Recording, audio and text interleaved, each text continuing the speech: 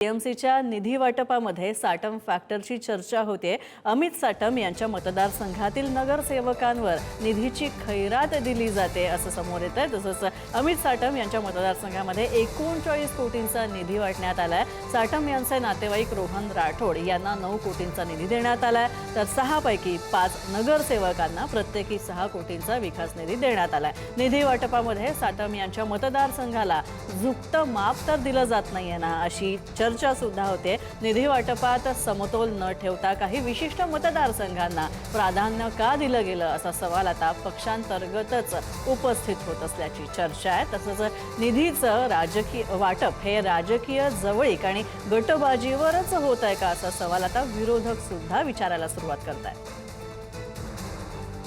साहेब ठाकरे या पक्षाचे 65 नगरसेवक असताना त्यांना प्रत्येकी फक्त 25 लाख रुपये निधी दिलाय।